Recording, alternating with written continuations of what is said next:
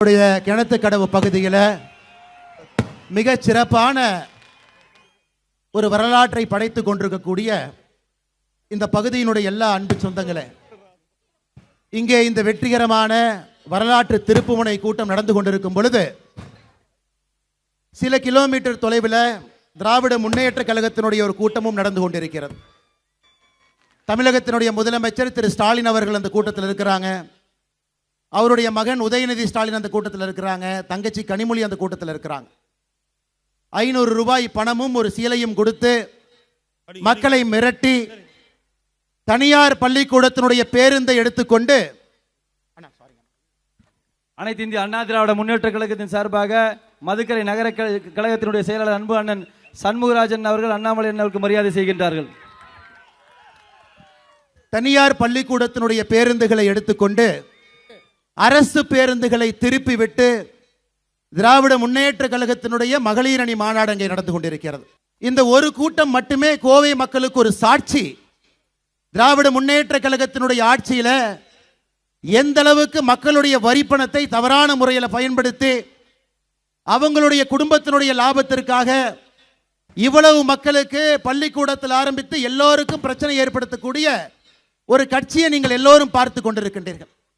அந்த மாநாடு நடக்கணும்னா நேஷனல் ஹைவே ரோட்ல போர் மிஷினை கொண்டு வந்து நடு ரோட்ல போர் போடுற மாதிரி போர் போட்டு ட்ரில் போட்டு அதிலே திராவிட முன்னேற்ற கழகத்தினுடைய கட்சி கொடியை வைத்து கூட்டம் நடத்தி கொண்டிருக்கின்றார்.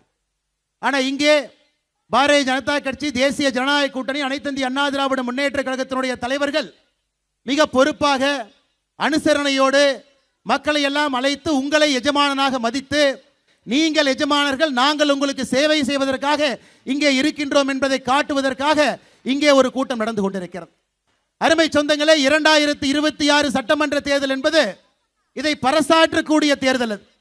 ஒரு பக்கம் தன்னையே எஜமான்களாக நினைத்து, தன்னுடைய குடும்பமே முதலாளிகளாக நினைத்து, தன்னுடைய மகன் மருமகன் குடும்பத்தினுடைய ஆடிட்டர் இவங்கெல்லாம் நன்றாக இருக்க வேண்டும் என்பதற்காக 5 ஆண்டு காலமாக ஒரு ஆட்சி, 5 ஆண்டு காலமாக எதிர்க்கட்சி வரிசையில் அனைத்து இந்திய அண்ணா திராவிட முன்னேற்ற கழகத்தினுடைய எதிர்க்கட்சியினுடைய தலைவர் அண்ணன் எடப்பாடி பழனிசாமி அவர்கள், மேடையில் இருக்கக்கூடிய நம்முடைய சட்டமன்ற உறுப்பினர்கள், பாரதிய ஜனதா கட்சியினுடைய தலைவர்கள், தொண்டர்கள் விடிய விடிய உங்களுக்காக போராட்டம் நடத்தி கைது செய்யப்பட்டு சிறையில் அடைக்கப்பட்டு திருமண மண்டபத்திலே அழைத்து வைக்கப்பட்டு உங்களுக்காக போராடி கொண்டிருக்கக்கூடிய அந்த அன்பு நண்பர்கள் எல்லாம் உங்களுடைய கையில நீங்கள் சரித்திரத்தை மாற்றி படைக்க போகின்ற அந்த நாளுக்காக நாங்கள் எல்லாம் காத்து கொண்டிருக்கின்றோம். இன்னும் சரியாக 100 நாட்கள்ல 2026 சட்டமன்ற தேர்தல் நடக்கும் பொழுது நீங்கள் ஒரு விரல்ல நீங்கள் ஏற்படுத்தக்கூடிய அந்த புரட்சி என்பது நிச்சயமாக நல்லவர்களை, தேசிய ஜனநாயக கூட்டணியை, முதலமைச்சர் அண்ணன் எடப்பாடி பழனிசாமி அவர்களை, அனைத்து இந்திய அண்ணா திராவிட முன்னேற்ற கழகத்தினுடைய சட்டமன்ற உறுப்பினர்களை, பாரதிய ஜனதா கட்சியினுடைய சட்டமன்ற உறுப்பினர்களை, கூட்டணி கட்சியினுடைய சட்டமன்ற உறுப்பினர்களை அங்கே உங்களுக்கு வேலை பார்ப்பதற்காக நீங்கள் அனுப்பி வைப்பீர்கள் என்கின்ற முழு நம்பிக்கை எனக்கு இருக்குங்க ஐயா.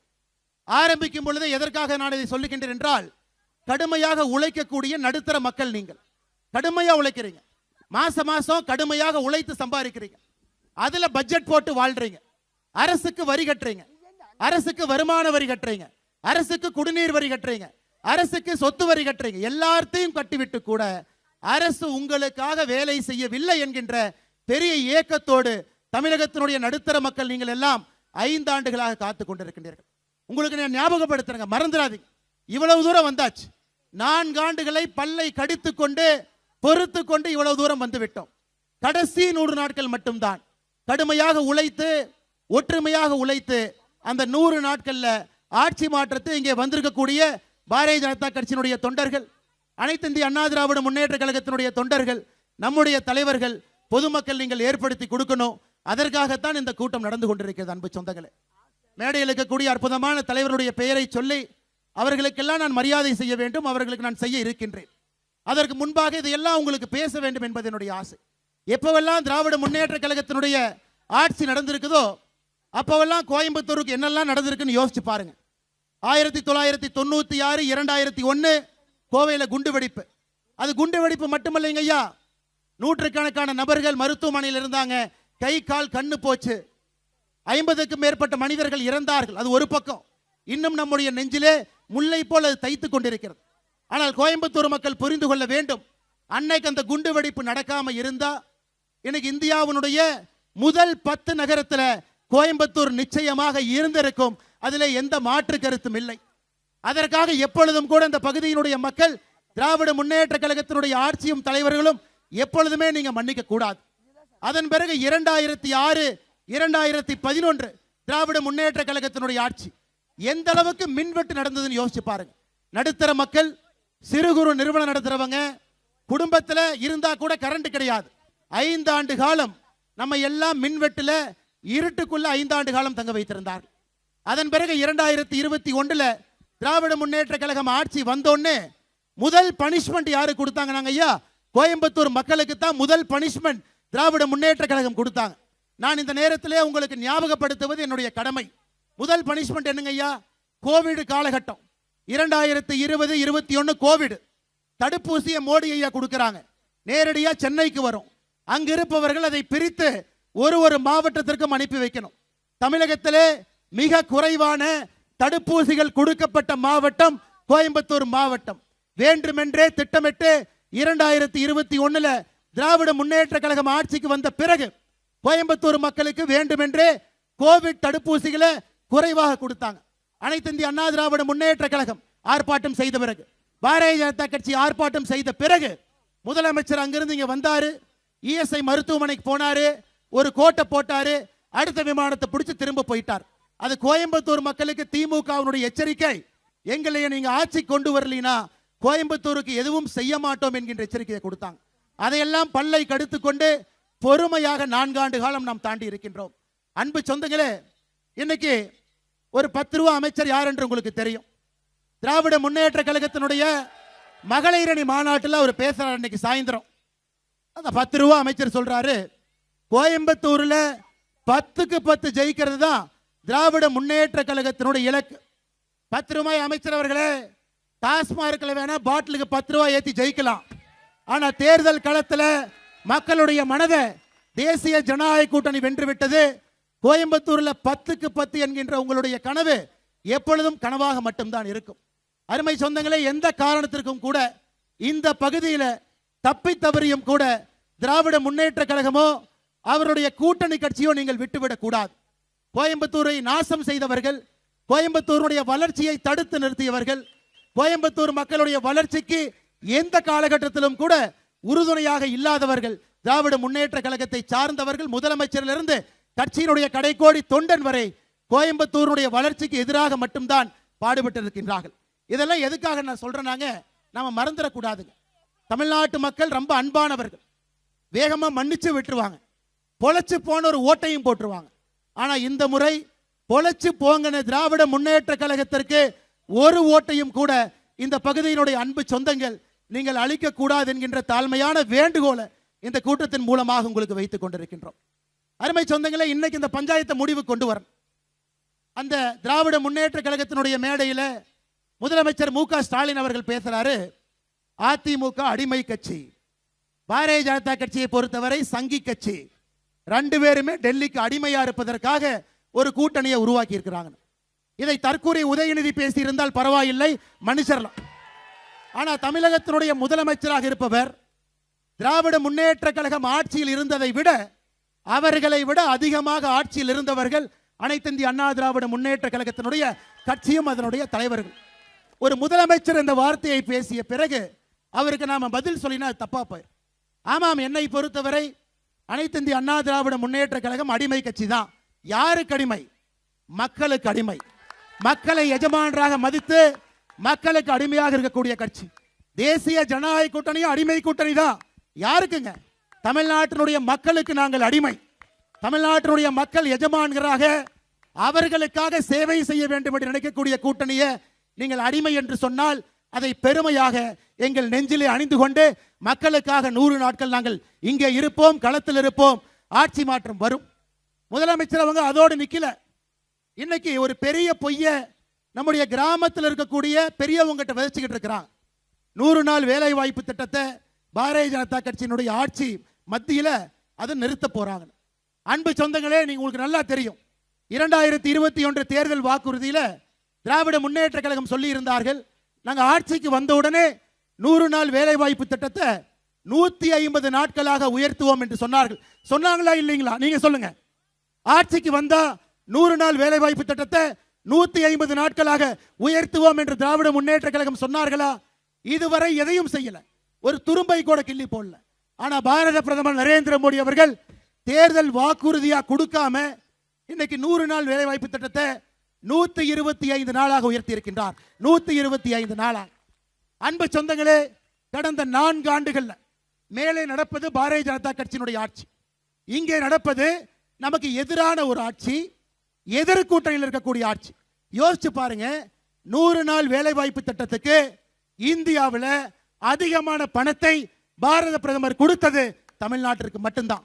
உத்தரப்பிரதேசத்தை விட, மகாராஷ்டிராவை விட, ஹரியானாவை விட, பாரதிய ஜனதா கட்சி ஆளுகின்ற மாநிலங்களை விட இந்தியாவில் 100 நாள் வேலைவாய்ப்பு திட்டத்தில் அதிக பணத்தை கொடுத்தது தமிழ்நாட்டு மக்களுக்கு தான். அதனால் இங்க இருக்கக்கூடிய 100 நாள் வேலைவாய்ப்பு திட்டத்தில் பயன்பெறக்கூடிய நம்முடைய அம்மாக்கள், நம்முடைய சகோதரிகள், நம்முடைய தாய்மார்கள் எல்லோரும் நன்றாக புரிந்து கொள்ள வேண்டும். நம்முடைய ஆட்சி இங்க வந்தா மட்டும்தான் நம்முடைய தேசிய ஜனநாயக கூட்டணிய முதலமைச்சர் வேட்பாளர் அண்ணன் எடப்பாடி பழனிசாமி அவர்கள் முதலமைச்சராக வரும் பொழுது இந்த 125 நாள் என்பது 150 நாள் என்பது நம்ம தாங்க செய்ய முடியும், அவங்க செய்ய முடியாது. அருமை சொந்தங்களே, சமீபத்தில் ஆந்திர பிரதேஷ் போயிருந்தேன் ஒரு வாரத்திற்கு முன்பு. ஆந்திராவினுடைய துணை முதலமைச்சர் சகோதரர் லோகேஷ் பேசிட்டு இருந்தார். அப்ப லோகேஷை பார்த்து நான் சொன்னேன், பிரதர் உங்களை பார்த்தா எனக்கு பொறாமையா இருக்கு. அவர் சொன்னார், ஏன் பிரதர் பொறாமப்படுறீங்க? தமிழ்நாட்டுக்கு வரக்கூடிய முதலீடுகளை டிஆர்பி ராஜா கையெழுத்து போட்டு ட்விட்டர்ல போடுவார், எல்லாம் வந்துட்டாங்க, கடையை திறந்து வச்சிட்டோம், அல்வா விற்கிறோம். அடுத்த நாள் சத்தமே போடாம அந்த கம்பெனி ஆந்திரா கூட்டிட்டு போய் அவங்க கிட்ட நீங்க பணத்தை வாங்கி முதலீடை பெற்றுக் கொண்டிருக்கின்றீர்கள் என்று. அதற்கு திரு லோகேஷ் அவர்கள் சொன்னது, பிரதர் மேல மோடி இருக்கார், ஆந்திர பிரதேசை செய்ய வேண்டும் என்று சொல்லுகின்றார், என்ன வேண்டுமோ கொடுக்கின்றேன் என்று சொல்லுகின்றார், இந்தியாவிற்கு முன்மாதிரியாக ஆந்திர பிரதேசம் மாற்றணும்னு சொல்றார். இன்னைக்கு அதையே உங்களுக்கு நாங்கள் உறுதிமொழியாக கொடுக்கின்றோம். நம்முடைய ஆட்சி, நம்முடைய அனைத்து இந்திய அண்ணா திராவிட முன்னேற்ற கழகம், பாரதிய ஜனதா கட்சி, நம்முடைய கூட்டணி கட்சி நண்பர்கள் வெற்றி பெற்று சட்டப்பேரவையில் 2026 பதவி பிரமாணம் எடுக்கும் பொழுது மேலே மோடி அவர்களும் கீழே அண்ணன் எடப்பாடி பழனிசாமி அவர்களும் சட்டமன்றத்தில் நம்முடைய பாரதிய ஜனதா கட்சியினுடைய சட்டமன்ற உறுப்பினர்களும் தமிழ்நாட்டை முதன்மையாக்குவதற்காக நாம் பாடுபடுவோம். ஆனால் திராவிட முன்னேற்ற கழகத்தை பொறுத்தவரை அவங்க குடும்பம் நல்லா இருக்கணும், மருமகன் நல்லா இருக்கணும், ஆடிட்டர் நல்லா இருக்கணும், இவங்க நல்லா இருக்கணும், அவங்க நல்லா இருக்கணும் யோசிக்கிறாங்களோ தவிர மக்கள் நன்றாக இருக்க வேண்டும் என்று எப்பொழுதும் யோசித்தது கிடையாது. 3 நாட்களுக்கு முன்பு திராவிட முன்னேற்ற கழகம் என்கின்ற டிராமா கம்பெனி இன்னொரு வேலையை செஞ்சாங்க, நீங்க பார்த்திருப்பீங்க. 2026 திமுகவினுடைய தேர்தல் வாக்குறுதி குழு போட்டிருக்கிறாங்க. இதனடா வம்பா போச்சு, பேய் பேய்னு கோயிலுக்கு போனா அங்க 2 பேய் சேர்ந்துக்கிட்டு ஜிங்கிஜா போட்டுச்சான். 2026 தேர்தல் வாக்குறுதி, 2021 தேர்தல் வாக்குறுதி, 511 தேர்தல் வாக்குறுதி திமுக கொடுத்தாங்க. முழுமையாக 51 தேர்தல் வாக்குறுதி இதுவரைக்கும் நிறைவேற்றல. ஐயா நல்லா கேட்டுங்க, நான் படித்தவன், உங்களுக்கு கட்டுப்பட்டவன், உங்ககிட்ட அந்த மேடையில் மைக் எடுத்து பொய் சொல்லி கைத்தட்டலுக்காக நாங்கள் பொய் சொன்னா தப்பா போயிருங்க ஐயா. ஏன்னா நீங்களா நம்பிக்கை வச்சுங்க உட்கார்ந்து இருக்கிறீங்க. 511 தேர்தல் வாக்குறுதியில முன்னாள் அமைச்சர்கள் மேடையின் மீது இருக்கின்றார்கள், தலைவர்கள் இருக்கின்றார்கள். நீங்களே 511 தேர்தல் வாக்குறுதி எடுத்து சும்மா டிக்கு போட்டு பாருங்க, 51 டிக்கை தாண்டி உங்களால போக முடியாது. 51 தேர்தல் வாக்குறுதி கூட முழுமையா நிறைவேற்றல. அப்படி நீங்க பாத்தீங்கன்னா 90% வாக்குறுதியை 4.5 ஆண்டுகள்ல நிறைவேற்றாத திமுக 2026 தேர்தல் வாக்குறுதிக்கு ஒரு குழு போட்டிருக்காங்க. அந்த குழுவினுடைய தலைவி யாருன்னு கேட்டீங்கன்னா இதுல தான் ஆச்சரியம். அந்த குழுவினுடைய தலைவியாக முதலமைச்சர் தன்னுடைய தங்கச்சி கனிமொழியை போட்டிருக்கார். கனிமொழி தான் அந்த குழுவினுடைய தலைவி. உலகத்துல அதிகமா யாரு பொய் சொல்லுவாங்கன்னா, இன்னைக்கு தேதியில அதிகமா யாரு பொய் சொல்லக்கூடியவங்கன்னா திரு கனிமொழி அவர்கள் தான், திருமதி கனிமொழி தான். ஏன்னா நாங்க ஆட்சிக்கு வந்தா சாராய கடையை மூடிடுவோம், நாங்க ஆட்சிக்கு வந்தா விதவைகளே இருக்க மாட்டாங்க, நாங்க ஆட்சிக்கு வந்தா பெண்களுக்கு பாதுகாப்பு, நாங்க ஆட்சிக்கு வந்தா அது இதுன்னு பொய்யை பேசி பொய்யிலே வாழ்ந்து கொண்டிருக்கக்கூடிய சகோதரி கனிமொழி அவர்கள் 2026 திமுக தேர்தல் வாக்குறுதி குழுவினுடைய தலைவி. நன்றாக புரிந்து கொள்ள வேண்டும். காதுல ஒருக்கா பூ சுத்திட்டாங்க, இரண்டாவது பூவையும் கொண்டு வந்து சுத்தி விடுவதற்கு நாம் விடக்கூடாது. 2026 எந்த காரணத்திற்கும் கூட திராவிட முன்னேற்ற கழகத்தினுடைய கவுன்சிலர்லேருந்து பஞ்சாயத்து தலைவர்லேருந்து யாருமே ஜெயிக்க கூடாதுங்க ஐயா. நான் எம்எல்ஏன்னு சொல்ல, எம்எல்ஏ கண்டிப்பா நீங்க ஜெயிக்க விட மாட்டீங்க. கவுன்சிலர்லேருந்து பஞ்சாயத்து தலைவர்லேருந்து யாரையுமே நீங்கள் ஜெயிக்க விடக்கூடாது. அன்பு சொந்தங்களே, இன்னொன்னு நீங்க நல்லா புரிஞ்சுக்கணும். கோயம்புத்தூரை பொறுத்தவரை இந்தியாவில் முதன்மை மாவட்டமாக வருவதற்கு எல்லாமே இருக்குங்க ஐயா. இந்தியாவில் அதிகப்படியான கல்லூரிகள் இருக்கக்கூடிய மாவட்டம் கோயம்புத்தூர். 1100க்கு மேற்பட்ட கல்லூரிகள் கோயம்புத்தூர் மாவட்டத்தில் மட்டுமே இருக்கு. எந்த மாவட்டத்திலையும் இந்தியாவில் 1100 கல்லூரிகள் கிடையாது. அப்படின்னா அவ்வளவு இளைஞர்கள் இங்க இருக்கிறாங்க, அவ்வளவு வேலை வாய்ப்பை உருவாக்கணும், அவ்வளவு தொழில் முதலீடை கொண்டு வரணும், நல்ல சாலை கொடுக்கணும், தரமான ஒரு வாழ்க்கைக்கு இந்த மாநகரத்தை உருவாக்கணும். எங்கேயும் எதையும் செய்யாத திராவிட முன்னேற்ற கழகத்தினுடைய ஆட்சி எப்படி கோயம்புத்தூருக்கு 10க்கு 10 அவங்க கனவுல ஜெயிச்சு எப்படி நமக்கு ஒரு நல்ல ஒரு மாநகரத்தை, நல்ல ஒரு கிராமத்தை எப்படி கொடுப்பாங்கன்னு யோசிச்சு பாருங்க. நமக்கு முன்னால் ஒரு ரோடு இருக்குதுங்க ஐயா, நமக்கு முன்னால் ஒரு ரோடு இருக்கு. இந்தியாவிற்கே முதன்மையான ஒரு ரோடு இங்க இருக்கு. 40 kilometre concrete road, Coimbatore Pollachi 40 kilometre concrete road. 2017 இங்கே அனைத்து இந்திய அண்ணா திராவிட முன்னேற்ற கழகத்தினுடைய பாராளுமன்ற உறுப்பினரும் மத்தியில் நம்முடைய பாரத பிரதமர் நரேந்திர மோடியினுடைய ஆட்சி இருக்கும் பொழுது இந்த சாலைக்கு மட்டுமே இந்தியாவில் எங்கேயும் இல்லாத அளவுக்கு 40 கிலோமீட்டருக்கு 500 கோடி ரூபாய் கொடுத்து ஒரு உலக தரமிக்க கான்கிரீட் சாலையை போட்டு கொடுத்திருக்கோம். பொள்ளாச்சியிலிருந்து நம்முடைய ஆஞ்சநேயர் கோவில் வாசல் இருந்து கொடை ரோடு வரை 3500 கோடி ரூபாய் எக்ஸ்பிரஸ் ரோடுக்காக பணம் ஒதுக்கப்பட்டிருக்கிறது. இவங்க செய்ய வேண்டியது நிலத்தை பிடிச்சி கொடுக்கணும், நில ஓனர்கிட்ட பேசணும், 3500 கோடி ரூபாயை கொண்டு வந்து ரோடு போகணும். அதை கூட செய்ய முடியாத ஒரு கையால் ஆகாத துப்பு கெட்ட ஒரு ஆட்சியாக திராவிட முன்னேற்ற கழகத்தினுடைய ஆட்சி இருக்கு. கோயம்புத்தூர் விமான நிலையத்தை விஸ்தாரம் பண்ணணும். முதலமைச்சர் கொடுத்தார். என்ன கொடுத்தாருங்க ஐயா? நீங்க மத்திய அரசுக்கு நிலம் கொடுக்குறீங்க, நிலத்துக்கு மத்தியில் 6 ஏக்கர் நிலம் கொடுக்காம எப்படிங்க ஐயா கோயம்புத்தூர் ஏர்போர்ட்டை விஸ்தாரம் பண்ண முடியும்? திராவிட முன்னேற்ற கழகத்தை பொறுத்தவரை இந்த தேர்தல் நடக்கிற வரைக்கும் கோயம்புத்தூர் ஏர்போர்ட்டை விஸ்தாரம் பண்ணக்கூடாது.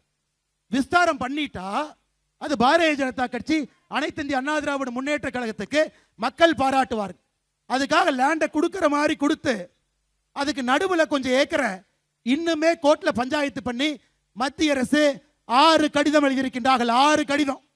இதுக்கு மேல நம்ம ராணுவத்தை கொண்டு வந்தாங்க ஐயா அந்த 10 ஏக்கரை பிடிக்கிறது. நீங்களே சொல்லுங்க. ஒரு ஜனநாயக ஆட்சி, மக்கள் ஓட்டு போட்டு தேர்ந்தெடுக்கப்பட்ட எம்எல்ஏக்கள், எம்பிக்கள், ஓட்டு போட்டு தேர்ந்தெடுக்கப்பட்ட முதலமைச்சர் கொடுக்க வேண்டிய நிலத்தை கூட உருப்படியா கொடுக்காம 6 முறை சிவில் ஏவியேஷன் மினிஸ்டர் கடிதம் எழுதி எந்த பிரயோஜனமும் கோயம்புத்தூருக்கு செய்யாத ஒரு ஆட்சி திராவிட முன்னேற்ற கழகத்தினுடைய ஆட்சி என்பதை தயவு செஞ்சு எங்கேயுமே நீங்க மறந்துடாதீங்க ஐயா. எங்க பார்த்தாலும் குப்பை மேடு, எங்க பார்த்தாலும். நான் ஒரு பட்டியல் சொல்றேன், நீங்க கேட்டுங்க ஐயா. இந்தியாவில் மத்திய அரசு தூய்மை நகரத்தை மார்க் போடுறாங்க. இந்தியாவுடைய தூய்மை நகரம் இண்டோர். இந்தியாவுடைய மோசமான தூய்மை நகரம் மதுரை. 10 லட்சம் பேர்த்துக்கு வசிக்கக்கூடிய நகரத்தில் கடைசி இடத்தை இந்தியாவில் பெற்றிருக்கக்கூடிய நகரம் மதுரை. காரணம், மதுரையை கலெக்ஷன் கமிஷன் ஏஜென்ட்டுக்காக அதை ஒரு குப்பை மேடாக மாட்டியிருக்கின்றார். கோயம்புத்தூர் இந்தியாவுடைய பட்டியலில் 28வது இடம், சென்னை இந்தியாவுடைய பட்டியலில் 33வது இடம். எங்கே பார்த்தாலும் குப்பை குப்பை குப்பை. குப்பை கான்ட்ராக்டுக்கே கமிஷன் எடுத்து பிச்சை எடுக்கக்கூடிய ஒரு அரசு திராவிட முன்னேற்ற கழகத்தினுடைய அரசு. 3 லட்சத்திலிருந்து 10 லட்சம் பேர் இருக்கக்கூடிய மாநகரத்தை பட்டியல் போடுறாங்க. 95 மாநகரத்தை பட்டியல் போடுறாங்க. 3 லட்சத்திலிருந்து 10 லட்சம். 95 நகரத்தில் 94வது இடம் ஈரோட்டுக்கு. 95 நகரத்தில் 77வது இடம் திருப்பூருக்கு. மாண்புமிகு முதலமைச்சர் ஐயா ஸ்டாலின் அவர்களே, உங்க கோபாலபுரத்து வீட்டுக்கு வெளியே நாங்க கொண்டாந்து குப்பையை அள்ளி போட்டா அந்த குப்பையை பார்த்துக்கிட்டே தினமும் ஆபீஸ் போவீங்களா? அந்த குப்பை உங்க வீட்டுக்கு முன்னாடி இருந்தா எத்தனை பேருக்கு எவ்வளவு பிரச்சனை, சுவாசத்தில் ஆரம்பித்து லங் கேன்சர் வரை இவ்வளவு மக்கள் குப்பையை சுவாசிச்சுட்டு இருக்கிறாங்க. இந்தியாவில் தமிழகத்தை குப்பை மேடாக, குடிகார மாநிலமாக, பெண்களுக்கு பாதுகாப்பு இல்லாத மாநிலமாக, கஞ்சா தலைநகராக, ஊழலுக்கு ஒரு கரும்புள்ளியாக, குடும்ப ஆட்சிக்கு இலக்கணமாக, தன்னுடைய மகனுக்கும் மருமகனுக்கும் ஆட்சி நடத்தக்கூடிய ஆட்சியாக திராவிட முன்னேற்ற கழகத்தினுடைய ஆட்சி மாறி இருக்கிறது. அருமை சொந்தங்களே, ஏதோ மைக்கு போட்டு இது பேச வேண்டும் என்பதற்காக நான் பேசல. மேடையில் இருக்கக்கூடிய தலைவர்களுடைய பேரை சொல்லியும் சில விஷயத்தை சொல்லணும். இந்த பகுதிக்கு நிறைய செஞ்சிருக்கார். நேற்று அவருடைய தொகுதியில் ஒரு கூட்டத்தில் அவரோடு நான் இருந்தேன். எப்பொழுதும் ஒரு சிரிப்புக்கு சொந்தக்காரர், எளிமையான மனிதர், மக்களை நேசிக்கக்கூடியவர், தொண்டாமுத்தூர் தொகுதியினுடைய சட்டமன்ற உறுப்பினர், இதற்கு முன்பு பொறுப்பு அமைச்சர் அண்ணன் எஸ்பி வேலுமணி அவர் ஒரு வார்த்தையை சொன்னாங்க. கோயம்புத்தூர் இந்தியாவில் எந்த நகரத்திற்கு மெட்ரோ ரயில் கொடுக்குறாங்களோ இல்லையோ, கோயம்புத்தூருக்கு கொண்டு வருவது எங்களுடைய பொறுப்பு. அண்ணன் எஸ்பி வேலுமணி அவர்கள் சில நாட்களுக்கு முன்பு மத்திய நிதியமைச்சர் அம்மா நிர்மலா சீதாராமன் அவர்களை சந்தித்து விட்டு கோரிக்கை வைத்தார். பாரதிய ஜனதா கட்சி நேரடியாக பாரத பிரதமர் நரேந்திர மோடி ஐயா கிட்ட கோயம்புத்தூர்ல நாமும் கோரிக்கை வைத்திருக்கின்றோம். ஐயா, அது எங்களுடைய பொறுப்பு. மத்திய அரசை பொறுத்தவரை ஐயா, இதை மட்டும் நான் கொஞ்சம் விலாவரியா சொல்றேங்க ஐயா, தப்பா நினைச்சுக்காதீங்க. மெட்ரோ ரயில் மத்திய அரசு ஏன் குடையிறாங்கன்னா, மெட்ரோ ரயில் திட்டத்தை தப்பா போட்டாங்க ஐயா. நீங்களும் நானும் மெட்ரோ ரயிலில் போனா அதிக காசு கொடுத்து போகணும். இன்னைக்கு பெங்களூர்ல அந்த பிரச்சனை. மெட்ரோ ரயில் போடப்பட்ட பட்ஜெட்டை பெருசு பண்ணி சம்பந்தமே இல்லாத பட்ஜெட்டை போட்டு, இன்னைக்கு பெங்களூர் மெட்ரோ ரயிலில் போனீங்கன்னா பஸ்ஸில் போறதை விட அதிக காசு, டாக்ஸியில் போறதை விட அதிக காசு. மத்திய அரசு எதற்காக திருப்பி அனுப்பினார்கள்? ஒரு மாநகரத்திற்கு மெட்ரோ ரயில் கொடுக்கணும்னா 20 லட்சம் பேர் இருக்கணும். அது அடிப்படை, மத்திய அரசே மீற முடியாது. ஆனா நீங்க கோயம்புத்தூருக்கு மெட்ரோ ரயில் வேண்டும் என்று கொடுத்ததுல 14 லட்சம் 15 லட்சம் பேர் தான் இருக்கிறாங்க. ஆனா கோயம்புத்தூருடைய மக்கள் தொகை எளிதாக 25 லட்சத்தை நம்ம தாண்டியாச்சு. அப்படி இருக்கும் பொழுது ரிப்போர்ட்டை மாத்தி கொடுங்க. யாரும் ரிப்போர்ட்டை நிராகரிக்கவில்லை, ரிப்போர்ட்டை மாத்தி கொடுங்க. ரெண்டாவது, ஹோப்ஸ் காலேஜில் இருந்து மெட்ரோ ரயில் ப்ராஜெக்டை போட்டு நகரத்துக்குள்ள எடுத்துட்டு போறீங்க. இத்தனை இடத்துல நிலத்தை வேண்டும் என்று சொல்றீங்க, இத்தனை இடத்துல ஸ்டேஷன் கட்டணும்னு சொல்றீங்க. இதையெல்லாம் செய்தால் அந்த மெட்ரோல பயணிக்கக்கூடியவர்கள் அதிக காசு கொடுத்து அந்த மெட்ரோல போகணும். கொஞ்சம் இந்த திட்டத்தை மாத்தி, உண்மையாலுமே இவ்வளவு கிலோமீட்டர் வேணுமா, இத்தனை இடத்துல பார்க்கிங் வேணுமா, இத்தனை நிலம் வேண்டுமா, எஃபிஷியண்டா இந்த ரோட போட்டு எஃபிஷியண்டா மெட்ரோ ரயில் திட்டத்தை போட்டு திரும்ப கொடுங்க. இதை மத்திய அரசு நியாயமாக கோயம்புத்தூர் மக்களுக்காக கேட்டா, முதலமைச்சர் பச்சை பொய் சொல்றாரு, மத்திய அரசு மெட்ரோ திட்டத்தை நிராகரிச்சுட்டாங்க. இது வடிவேலு அவருடைய டவுசர் பாக்கெட்டுக்குள்ள கையிட்டு என்கிட்ட ஒண்ணுமே இல்லைன்னு காட்டுற மாதிரி, மத்திய அரசு உங்கள்கிட்ட என்ன கேட்டாங்க? இந்த ரிப்போர்ட்டை திருத்தி கோயம்புத்தூருடைய உண்மையான மக்கள் தொகையை போட்டு திட்டத்தை வரைமுறைப்படுத்தி அந்த மெட்ரோ ரயில்ல நீங்களும் நானும், ஒரு ஃபிட்டர் என்ன, ஒரு பிளம்பர் என்ன, ஒரு சாதாரண மனிதர், வீட்டில் வேலை செய்யற பாத்திரம் கழுவக்கூடிய நம்முடைய அக்காவோ அம்மாவோ மெட்ரோ ரயிலில் போக வேண்டும் என்று பாரத பிரதமர் நரேந்திர மோடி அவர்கள் நினைக்கின்றார். அதற்கு திட்டத்தை கொடுனா இவனுக்கு திட்டத்தை கமிஷன் அடிக்கிறதுக்கு, கரப்ஷன் பண்றதுக்கு, 5% கமிஷன் வாங்குறதுக்கு இவனுக்கு ஒரு திட்டத்தை போட்டு கொடுக்கிறாங்க. ஆனால் அண்ணன் எஸ்பி வேலுமணி அவர்கள் சொன்னது போல கோயம்புத்தூருக்கு மெட்ரோ திட்டத்தை கொண்டு வருவது எங்களுடைய பொறுப்பு. அதனால் என்ன போய் சொன்னாலும் கூட நீங்கள் இதை நம்ப வேண்டாம் என்கின்ற அன்பான வேண்டுகோளை உங்கள் முன்னால் வைக்கின்றேன். அங்க பாரத பிரதமர் நரேந்திர மோடி அவர்கள் காசியில அவருடைய சொந்த தொகுதியில 150 பள்ளிகளில் தமிழ் சொல்லிக் கொடுப்பதற்கான ஆணைய யோகி ஆதித்யநாத் அவர்கள் பிறப்பித்திருக்கின்றார்கள். அங்கிருந்து உத்தரப்பிரதேசத்திலிருந்து குழந்தைகள் இன்னைக்கு உத்தரப்பிரதேச குழந்தைகள் கோயம்புத்தூர்ல 150 பேர் தமிழ் கற்கலாம் வாங்க என்கிற திட்டத்தில் கோயம்புத்தூர்ல 150 பேர் இருக்கிறாங்க. நாளைக்கு நம்முடைய துணை குடியரசுத் தலைவர், இந்த மண்ணினுடைய மைந்தன், நம்ம எல்லாம் பெருமைப்படுத்தி கொண்டிருக்கக்கூடிய அண்ணன் சிபி ராதாகிருஷ்ணன் இதே நிறைவு விழாக்கு வர்றாங்க. அங்க மோடி உத்தரப்பிரதேஷ் மக்களை தமிழ் படிங்கன்னு சொல்றார். அவருடைய தொகுதியினுடைய மக்களை 150 பள்ளிக்கூடத்தில் அடிப்படை தமிழ் சொல்லிக் கொடுக்கக்கூடிய மோடி எப்படி தமிழ்நாட்டு மக்களுக்கு விரோதியா இருப்பார்? நீங்க சொல்லுங்க. ஒரு எம்பி தன்னுடைய தொகுதியில குழந்தைகள் தமிழ் படிக்க வேண்டும் என்று சொல்றாங்க. 150 யூபிஐ சார்ந்த மாணவர்கள் இங்க இருக்கும் பொழுது எப்படி தமிழ்நாட்டுக்கு எதிராக, தமிழக கலாச்சாரத்துக்கு எதிராக பாரத பிரதமர் நரேந்திர மோடி அவர்கள் இருக்க முடியும் என்று நீங்கள் சொல்லுங்கள். அதனால் அருமை சொந்தங்களே, தேர்தல் சீசனுங்க ஐயா. 100 நாள்ல திமுகவினுடைய சாதனை 100 பொய்யை சொல்லுவாங்க. அடுத்த 100 நாள்ல 100 பொய்யை சொல்லுவாங்க. அவர்கள் 100 பொய்யை சொன்னாலும் கூட அதை புறம் தள்ளி இந்த பகுதியில் 10க்கு 10 என்கின்ற வெற்றியை நீங்கள் நம்முடைய தேசிய ஜனநாயக கூட்டணி அளித்து நம்முடைய முதலமைச்சர் வேட்பாளராக இருக்கக்கூடிய முன்னாள் முதல்வர் அண்ணன் எடப்பாடி பழனிசாமி அவர்களை மறுபடியும் முதலமைச்சராக பெற்று ஏழை மக்களுக்காக, விவசாய பெருமக்களுக்காக, கோயம்புத்தூருடைய வளர்ச்சிக்காக இங்கு இருக்கக்கூடிய பெரிய மனிதர்கள் கோயம்புத்தூருடைய பொறுப்பு அமைச்சராகவும் வரத்தான் போறாங்க. கோயம்புத்தூருடைய வளர்ச்சியை அடுத்த கட்டம் எடுத்துட்டு போகத்தான் போறாங்க. அதையெல்லாம் 100 நாட்கள்ல பார்க்க போறோம். ஆனால் நிச்சயமாக நீங்கள் வாக்களிக்கணும். நீங்க 100 பேத்துக்கு சொல்லணும். கூட்டத்துக்கு வராதவங்ககிட்ட நீங்க சொல்லணும். இன்னைக்கு பத்திரிகை நண்பர்கள் பாருங்க, திமுகவினுடைய உருட்டல் மிரட்டல் எல்லாம் தாண்டி அங்க போகாம இங்கே வந்திருக்கக்கூடிய பத்திரிகை நண்பர்களுக்கும் இந்த மேடையில் இருக்கக்கூடிய எல்லா தலைவர்கள் சார்பாக என் நன்றியை தெரிவித்துக் கொள்கின்றேன். அதே போல இந்த மாவட்டத்தினுடைய தலைவர் அருமை சகோதரர் சந்திரசேகரன் அவர்கள் ஒரு மண்டல் தலைவராக இருந்தார். நம்முடைய கட்சியில ஒரு மண்டல் தலைவரை தூக்கி மாவட்டத்தினுடைய தலைவராக அழகு பார்த்து இங்கே மாவட்டத்தினுடைய தலைவராக இங்கே அனுப்பி இருக்கின்றோம். 2024 பொள்ளாச்சி பாராளுமன்றத்தினுடைய வேட்பாளர் உங்களுடைய அன்பை எல்லாம் பெற்றிருக்கிறார். அந்த மனுஷனை பார்த்தாவே ரொம்ப சிம்பிளான ஒரு சட்டை, ரொம்ப சிம்பிளான ஒரு நமக்கே சந்தேகம் வரும், இவர் அரசியலில் தான் இருக்காரான். ஒரு எளிமையான மனிதர், எப்பொழுதுமே உங்களுக்காக பாடுபடக்கூடிய பலமுறை எங்கிட்ட டெல்லி வந்திருக்கார். அண்ணே கொஞ்சம் போத்தனூர் ரயில்வே ஸ்டேஷனை கொஞ்சம் பெருசு பண்ணுனே, அண்ணே குப்பை மேடா இருக்கு கொஞ்சம் இது பண்ணுனே, அண்ணே அது பண்ணுனே. உங்களுக்காக எப்பொழுதும் யோசிக்கக்கூடிய அன்பு சகோதரர் வசந்தராஜன் அவர்களும் அன்பு சகோதரர் சந்திரசேகரன் அவர்களும் மிக சிறப்பாக இந்த நிகழ்ச்சியை நடத்தி கொண்டிருக்கின்றார்கள்.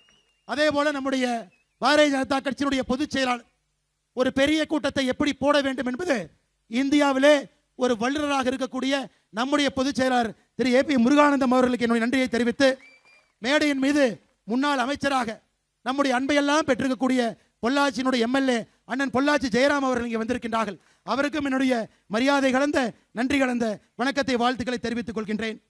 நம்முடைய பொருளாளர் அண்ணன் SR சேகர் அவர்கள் கோவை குண்டு வெடிப்பில் 60 நாள் கோமாவில் இருந்தாருங்க. 60 நாள் கோமாவில் இருந்து 70 வயதிலும் கூட 2026 ஆட்சி மாற்றத்தை கொடுத்துட்டு அப்புறம் ஓய்வெடுத்துக் கொள்கின்றேன் என்று பயணம் செய்திருக்கக்கூடிய அண்ணன் SR சேகர் அவர்களுக்கு என்னுடைய நன்றி கலந்த வணக்கத்தை தெரிவித்து, நம்முடைய அண்ணன் நயினார் ராகேந்திரன் அவர்களை பற்றி கடைசியாக பேசுவதற்காக வைத்திருக்கின்றேன்.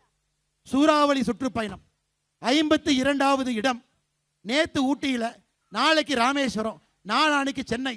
அண்ணன் ஒரு பக்கம், எடப்பாடி பழனிசாமி அவர்கள் 150 தொகுதிகளை தாண்டி அவருடைய பயணம் ஒரு பக்கம்.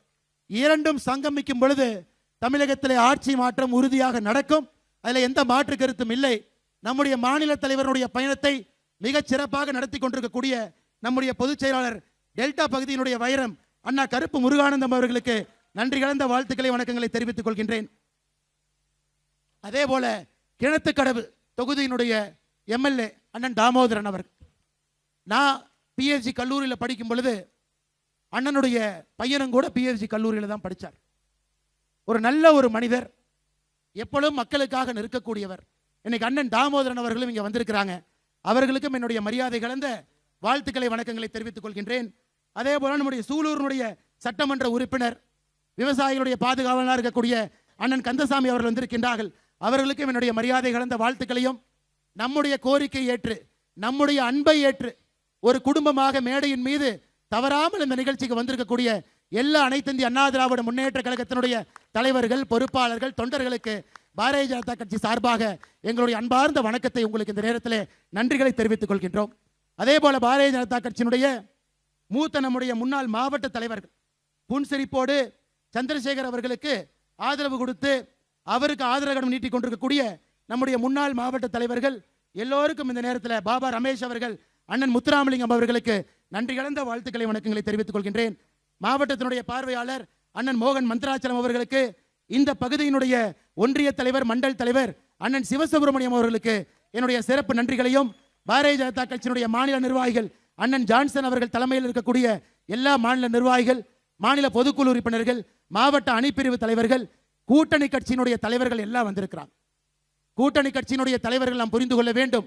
சிறு எறும்புகளை போட கடுமையாக இங்கேயும் அங்கேயும் சென்று ஒரு வாக்கையும் சேகரித்து தேசிய ஜனநாயக கூட்டணிக்கு கடுமையாக பாடுபடக்கூடிய நம்முடைய கூட்டணி கட்சியினுடைய எல்லா தலைவர்கள், தொண்டர்களுக்கும் என்னுடைய நன்றி கலந்த வாழ்த்துக்களை, வணக்கங்களை தெரிவித்துக் கொள்கின்றேன். அதே போல வள்ளிக்கும்மி கடைசியா சகோதரிகள் வள்ளிக்கும்மி சிறப்பா செஞ்சுட்டு இங்கே அமர்ந்திருக்கின்றார்கள். அன்பு சொந்தங்களே, உங்களுக்கு தெரியும் நம்முடைய வள்ளிக்கும்மி தமிழ்நாட்டில் கொங்கு மண்டலத்தில் ஆடினா பத்தாதுங்க.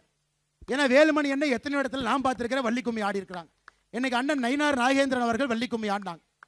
எங்களுடைய ஆசை இந்தியாவில் உங்களை ஆட வைக்கணும், குறிப்பாக நார்த் இந்தியாவில்.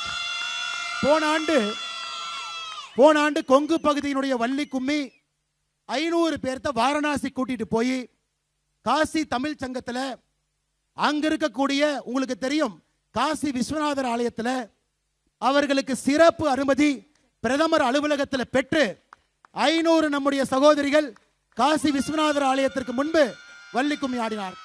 அந்த நிகழ்வுகள் நான் இருந்தேன். அப்ப அங்க இருக்கக்கூடியவங்க ஆச்சரியமா பார்த்தாங்க. எவ்வளவு நளினம், எவ்வளவு அழகு, எவ்வளவு புன்னகை, எப்படி ஆடுகின்றார்கள் இந்த பெண்கள். 6 வயசு குழந்தையிலிருந்து 70 வயது அம்மாக்கள் வரை மிகச் சிறப்பாக கொங்கு பகுதியை பெருமைப்படுத்தி கொண்டிருக்கக்கூடிய எல்லா நம்முடைய வள்ளிக்கும்மியினுடைய எல்லா சொந்தங்களுக்கும் நீங்க ஆடும் பொழுது ஒரு 15 நிமிஷம் இழுத்து பார்த்தோம். வேலுமணி அண்ணன் வந்துருவாரு, அவரையும் ஆட வைக்க வேண்டும் என்பதற்காக ஒரு 15 நிமிஷம் இழுத்து பார்த்தோம். ஆனா அவர் கூட்டத்தில் மாட்டி மக்களுக்கெல்லாம் வணக்கம் சொல்லி கொண்டு வருவதற்கு தாமதமான நாள் இதை முடிக்க வேண்டிய கட்டாயம் வந்துவிட்டது. யாரும் தவறாக நினைத்துக் கொள்ள வேண்டாம். நம்முடைய தமிழ் மாநில காங்கிரஸ் கட்சியினுடைய மாவட்ட செயலாளர் நம்முடைய அருமை அண்ணன் குணசேகரன் அண்ணன் அவர்கள் ஜி.கே. வாசனையா சார்பா வந்திருக்கிறாங்க. அவர்களுக்கும் நன்றி கலந்த வாழ்த்துக்களை, வணக்கங்களை தெரிவித்து, பெரிய மேடை, நல்ல மனிதர்கள், பண்பானவர்கள், சில மனிதர்களுடைய பேரை என்னால் சொல்ல முடியவில்லை, எல்லோருடைய பேரையும் சொன்னதாக நெறித்து இங்கே வந்திருக்கக்கூடிய ஒரு பொதுமக்களும் எங்களுடைய எஜமான்களுடைய பேரை சொல்ல வேண்டாங்க ஐயா, உங்களுக்கு வேலை செய்வது எங்களுடைய வேலை. அதனால் வந்திருக்கக்கூடிய எல்லா எஜமான்களுக்கும் எங்களுடைய அன்பு கலந்த நன்றிகளை தெரிவித்து, இன்னும் 100 நாட்கள் மறந்தும் இருந்து விடாதீர்கள். மாற்றத்திற்கான வாக்கு, தேசிய ஜனநாயக கூட்டணிக்காக வாக்கு, அண்ணன் எடப்பாடி பழனிசாமி அவர்கள் முதலமைச்சராவதற்கான அந்த வாக்கு, நம்முடைய தேசிய ஜனநாயக கூட்டணி, அனைத்து இந்திய அண்ணா திராவிட முன்னேற்ற கழகம், பாரதிய ஜனதா கட்சியினுடைய கூட்டணி கட்சியினுடைய சட்டமன்ற உறுப்பினர்கள் சட்டமன்றத்துக்கு செல்வதற்கான வாக்கு அப்படிங்கிறத நினைச்சு நீங்கள் வாக்களிக்க வேண்டும் என்று சொல்லி,